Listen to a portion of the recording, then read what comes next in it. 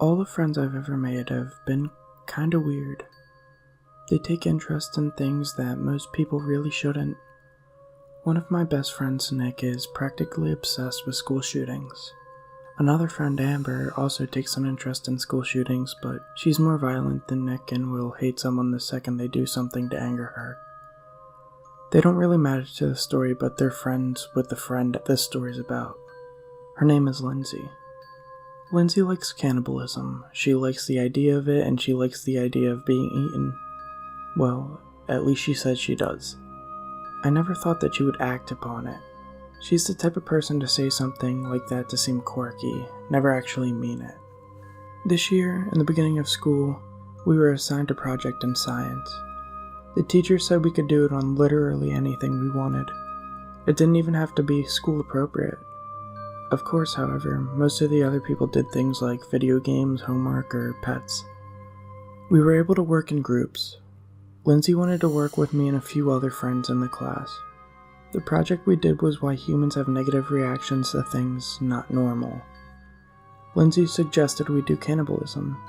The group agreed. We thought it was funny at the time. The group ended up having to do more examples such as incest, bestiality, and polygamy. Lindsay suggested all of them except incest. That was suggested by the girl who did most of the work on it. She actually likes it too. Like I said, my friends are weird.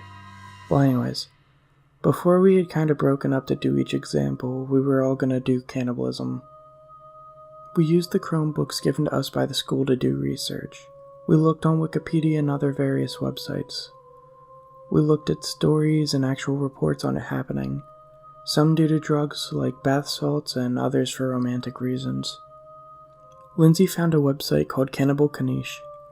It was basically an online chat for cannibals to find willing people to eat. You put a username and were connected to the chat. You can't get too far back in the chat, I think it deletes. The chat that was showing up didn't seem serious. It could have been, but it didn't seem like it. The whole group joined.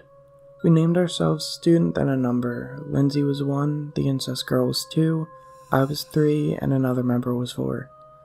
Us 4 were on the chat asking for info for our project. You're able to see who's active, but at the time no one was. We got off the website and did other research. The next school day we went back on. The other members were feeling pretty weird about this at the time. Lindsay seemed to enjoy it though. Someone had replied. They asked, "What do you want to know?" Student 1, or Lindsay, said, "How do they taste? Is it hard to kill them? What type of people taste best?" Those kinds of questions. The other person wasn't active and I don't think they replied. You need an account to enter, just a username, so some of the members, including me, thought it was just Lindsay messaging herself. I was called to the principal's office during French class. The school didn't think it was appropriate to go in the chat, so we stopped. Well, I thought we did. I got curious, so I decided to get on again on my phone this time. Again using the name Student 3, I saw the Student 1 had been chatting. She wasn't active at the time, no one was. The chat was talking about how Student 1 was willing to meet up with someone and give them her leg. She told the person where we lived. Like, the state I mean, not even the city or anything. I asked her the next day in science and she said she only did it to get more info for the project. I believed her. I don't know why, but I did.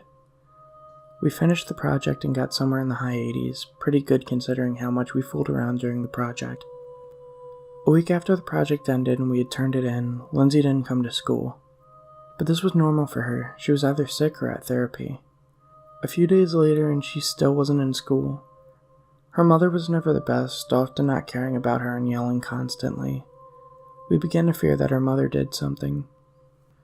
I went onto the chat again. Student 1 had been speaking. There isn't a way to tell when the chats are sent, so I don't know if it was recent or before she had been missing school. It was talking more about meeting up. About 2 days later, my mom told me about a girl who went missing from my school. It was Lindsay. Her older sister had finally reported a missing persons. It wasn't even her mother. I kept a close eye on the chat. I was certain that the reason of her missing was due to this.